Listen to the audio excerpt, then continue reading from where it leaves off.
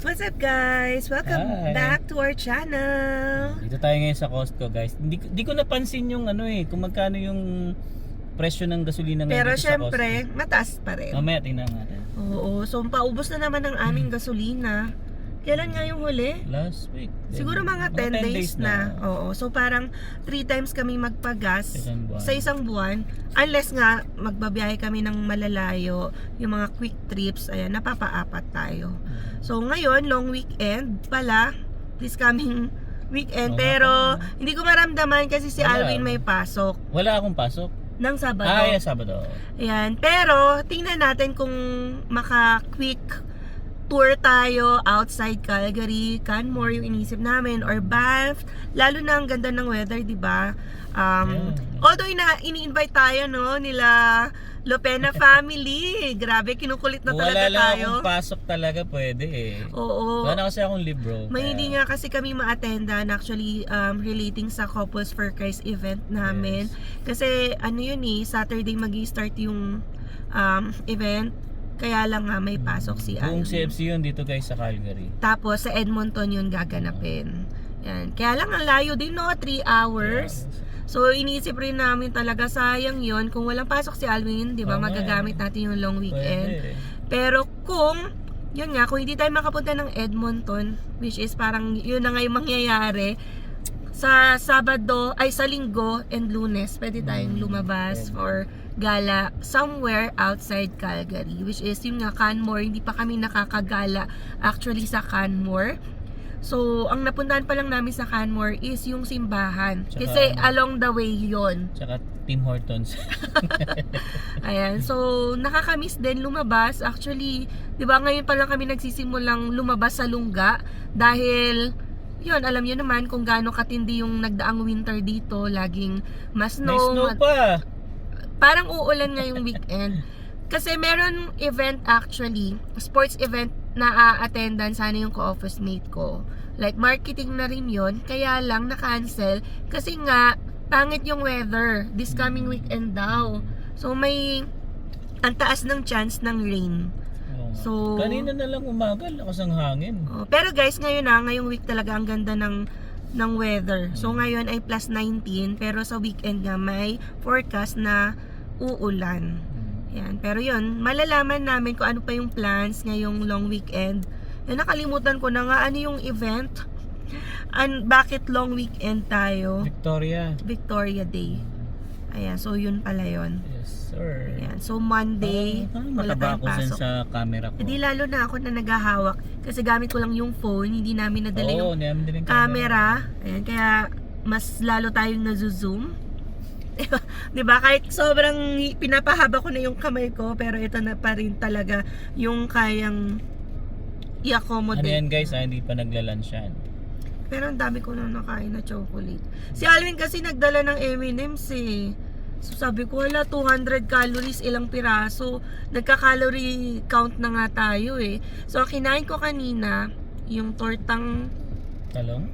Kinain mo yun? yung natira, syempre ayaw natin ng may natitirang ulam kasi pag pinatagal mo pa yan lalo, mabubulok na lang yan, ayaw mo na rin kainin. So habang fresh pa, kinain ko yon, tapos 3 pirasong chicken nuggets kasi si Zion hindi inubos yun kahapon. So yung mga tira na lang yung kinain kasi kahapon gumawa kasi ng tuna sandwich. Tapos yun, nagbaon din ako, baby. Oo, dapat ako ay mag-nuggets din kahapon. Kaso bigla mo kasi naisip mag-tuna sandwich. Kaya yun yung kinain. Nagdala din ako kanina. Ayan, so yun yung ating pagkain. And then tonight, I'm not sure yan, kailangan ko pala magluto for our household tomorrow. So gusto kong magluto ng giniling. Gusto mo mag-upo? Giniling na upo. Tayo. Upo lang natin. Hindi sa dadalhin. Kasi Pwede naman. potluck Ay, tayo wala na tayong for upo. dinner. Pwede tayong dumaan sa TNT. Right, mga na lang naman to, Hindi, palibot. na lang, giniling na may patatas na lang. Pwede ba yun? Yun yung ginagawa ko, di ba? Giniling, may patatas. Parang Yan, may tomato kasi sauce. buti na lang, nagsabi yung isang kasamahan namin na ka-household member na siya yung magdadala ng spaghetti kasi ang plano ko talaga, 'di ba? Kaya ako naghahanap ng spaghetti sauce, yun yung lulutuin ko for our household meeting. Yan. So, yung mga teaching and sharing namin, yun yung tinatawag naming household meeting. Kaya, yan, nag-iisip ako ng ano ba yung lulutuin ko or dadalhin namin. Yan. Na-schedule yun, Friday. Yan. May kinabukasan nga lang, may work si Alvin. Kaya, ang sabi ng aming brother, household leader, ay working, ano na siya, household meeting. Yan, habang nagdi-dinner kami, nagti-teaching na rin. Yan, para save time at hindi kami umuwi ng late masyado. Alright, so yan, papagas muna si Alvin. Check niya na rin kung magkano yung presyo ng gasolina ngayon. Yan. So, tingnan natin guys kung magkano. 172 pala.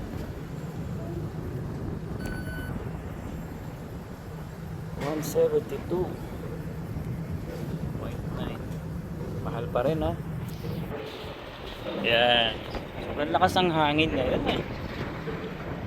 Tingnan natin guys kung magkano abutin na to ha. For sure mga nasa 100 na naman to. Tumaas na naman eh. Bumaba na to eh. Hangin. Lakas ng hangin ngayon. So medyo malinis-linis naman yung kotse natin ngayon. Kasi nagpa-car wash ako noong nakaraang linggo. Maputik lang talaga dito guys pag winter time. So tingnan natin. $40 to 66, mga 80 siguro. Medyo naririnig ko na yung parang mapupuno na siya eh.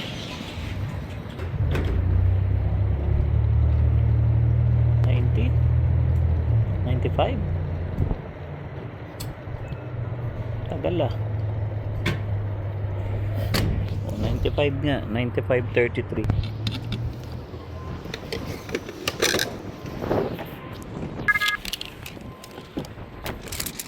Lakas ng hangin. Grabe. Nasa hundreds na naman tayo. Hindi. $5 na lang oh. Grabe. Nahiya pa. Ganun ka pa rin kamahal ang presyo ng gasolina. Ay, sobrang silaw. Yan, speaking of super hangin, grabe, super windy ngayong araw dito sa Calgary. Pero nagulat ako kasi meron akong kawork na nasa Saskatchewan and sinabi niya nagkaroon ng power outage dahil yung gusts of wind ay nasa 100 kph. Parang ganon. Dito kasi nasa 33 lang nung chinek ko sa app. So, windy na yan sa atin. Pero iba pala, ganon kalala yung pagka-windy sa Saskatchewan to the point na naapektuhan na yung power nila. Yan, so parang ilang oras din na nawala ng kuryente. Alam ko nasa Moose Jaw siya eh. So sa Saskatchewan. And then like nga 3 hours siyang nawala kasi nga syempre nag-work siya, sabi niya hindi muna makaka-reply at yun nga palubat na rin. Yan, kaya sabi namin nga ingat or take care kasi kapag ganun kalakas, I feel ko ang dami na namang damage nun sa mga bahay-bahay na hindi secured. Kagabi, madaling araw, right. Talaga sumisipol sa Oo, bintana nagpanik natin. ako kasi umuugong na naman. Akala ko parang umuulan. Basta alam niyo yun na naririnig na naman namin yung sipol ng hangin. Eh, nagbubukas kami ng window na dahil umainit na. Ayan, syempre gusto namin pag night, pag lumamig, ayan, parang feeling mo aircon. So, yun, rinig na namin yung lakas ng hangin. Kaya sinara ko yan, nagising ako mga 2:00 yata madaling araw. Tapos napababa ako ng, sa baba. Yan, chinek ko kasi sa bandang kitchen namin nga. Binubuksan ni Alvin yon pag nagluluto siya, yung window. So, akala ko bukas ulit, kaya isasara ko sana. Pero yon at least sarado pala. Ayan, grabe no, yung weather dito, ang ganda-ganda sa umaga, yung buong linggo, biglang windy, tas sa weekend ay Iba talaga ulan. Ayan. So, basta ready ka lang. At saka laging mag-check talaga. Kasi within the day, pwedeng magbago na naman yung weather. Ako every morning pagpapasok ako, chine-check ko talaga para at alam ko kung magsusuot ba ako ng makapal ko. Pagka yung ganito lang kasi ito lang suot ko talaga eh.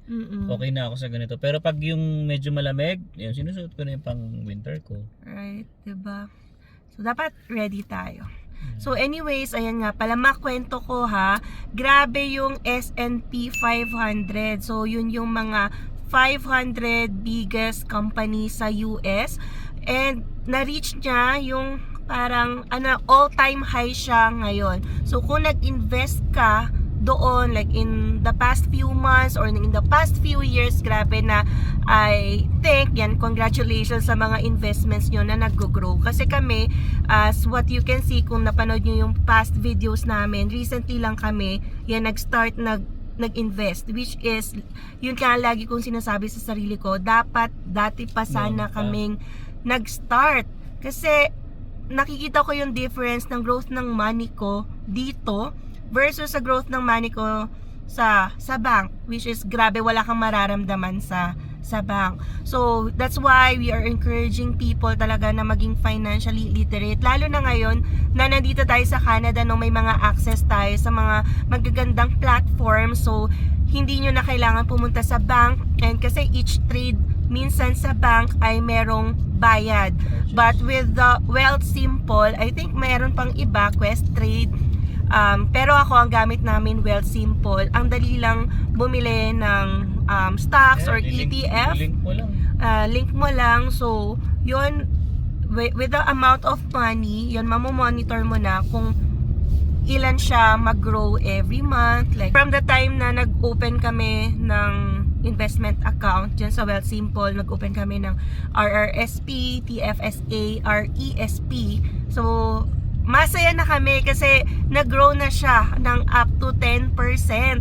Grabe, ilang months pa lang yun, 'di ba? So March ata. hindi, nag-start ako October. Hindi sa akin kasi So si Alwin kasi merong din RRSP yan sa work, which is nakakatuwa din kasi ang laki din ng yung growth na nakikita mo. So sa amin, yung investments namin, nag-grow na siya ng 10%, which is biruin mo, hindi mo makikita or makukuha yan sa bank. So yan, kung interested na rin kayo mag-start na mag-invest yan sa inyong TFSA account. So don't treat yung TFSA nyo as savings lang, ha. So investment account yon. Kapag nakapag-open na kayo ng TFSA, pag-aralan nyo kung saan nyo ilalagay yung money nyo. So hindi lang kasi dapat yan nandyan lang. So pwede nyong ilagay yan sa ETF, yan katulad namin. Kami, ini-invest namin siya sa XEQT para may exposure siya globally. So hindi lang sa US, hindi lang sa Canadian stocks, pati na rin global, like in other countries as well. Para kung merong impact man, syempre, hindi naman forever going up ang stocks, di ba? Mamaya may effect na naman sa US or sa Canada, at least hindi ganon kalaki yung impact sa ating like investment. So pero nasa sa inyo pa rin yan. Yung iba heavily focus sa US stocks, which is good, kaya din naman maganda yung performance, lalo na ngayon, 'di ba? All-time high ngayon. Kaya yan, ang maganda sa atin, start natin pag-aralan ang ating mga investments, lalo na kung we are looking towards our retirement, no. Dapat din isipin natin yung money when we retire, saan manggagaling, 'di ba? Kasi when we grow old, hindi naman tayo forever na mag-work. So ano yung magiging source of income natin para mapambayad ng mga bills? Like hindi rin natin alam at that time ba nagbabayad pa tayo ng mortgage, or kung nagre-rent, syempre tuloy-tuloy pa rin yung bayad sa rent. So yun yung mahalaga pa rin isipin, na kahit syempre working age tayo, isipin pa rin natin yung magiging life natin when we retire. So lalo na si Alwin. Shoutout kay Cyrex siya, kasi nainganyo natin na mag-invest. Yan. Pero kasi pag kayo mag-invest, I mean mag-open ng account for him to invest on his own. Kasi pag nag-open ka naman ng Wealthsimple account, nasa sayo ang control ng iyong account, nasa sayo ang control kung saan mo siya i-invest. Yun, yung kasi nagkukwentuhan kami tapos nabanggit niya nga kasi nanood sa vlog natin. Right. Kasi sabi ko, ano mo yung link natin para at least makakuha ka rin ng magkano? $20? $25. So ayun nga, kung gusto nyo pala mag-open na ng Wealthsimple account para makakreate na kayo ng RRSP, TFSA, RESP, and other non-registered account, yan, you can use our link below, yung Wealthsimple account, para magkaroon kayo ng $25 na like free or bonus. Kasi if you just directly open an account sa Wealthsimple, just download it without using any referral code, yan, wala kayong makukuhang free na $25. Malaki din yun ha, pang ano rin yun, pang burger din yun. Yan, sayang din yun, 'di ba? And yun, syempre kapag nag-open na rin kayo, you can invite your spouse and then use your Yun na link rin yan. na. Gamitin nyo na lang yung link nyo. At least, meron din kayong $25 para sa inyo additionally. Pwede nyo pa rin yan magamit to trade or pwede nyo na rin i-withdraw. Diba? So yun guys, no, maganda pa rin na i-invest natin yung money para yan, secured pa rin tayo when we grow old. And syempre, invest mo lang yung kaya mong wag lahat-lahat. Yes, depende pa rin yan sa risk tolerance. Yung iba, hindi kaya yung ETF kasi marami ding may mga index funds doon, pero pwede mong piliin yung ETF na conservative, yung like mixture, para more on bonds versus equity. So, pwede ka rin mag-invest ng mga like GICs or bonds na syempre conservative, lalo na kapag pa-retire ka na, hindi ka na dapat nag-i-invest sa mga highly volatile stocks. 'Di ba? Kasi mamaya biglang down yung market and gusto mo na mag-retire, hindi ka maka-retire kasi hindi pa nakaka-recover yung investment mo. So, assess your appetite, yung risk appetite nyo or tolerance sa ups and downs ng market bago kayo mag-decide kung ano yung bibilin yung or i-investan nyo ng money nyo. Alright, so yun lang, napadaldal tayo, no, ang ating update for today. Again, maraming salamat na naman sa pagsama nyo sa aming car vlog. Yan, ito na ang aming nakakaya ngayon dahil nga sa busy natin lately, hindi na tayo makagala after sa bahay or makagawa ng talaga kami sa content. bahay guys, hindi kami masyado. Diretso luto na kami and Dadaan lang linis. siguro sa Walmart, Costco pag may kailangan, pero normally pag ganitong kami, diretso na talaga sa bahay. Alright guys, so yun lamang. Hopefully this coming weekend makagala naman tayo Gusto ko somewhere. Canmore, baby. No? Yan, so we'll see. At least malapit lang. Kaya tapos punta ka na rin ng bus. Balitaan namin kayo. So, yun lamang guys. Sa mga hindi pa po nakasubscribe, you can consider subscribing po and don't forget to click the notification bell para updated din kayo sa aming latest video uploads. So yeah, we'll see you again on the next one.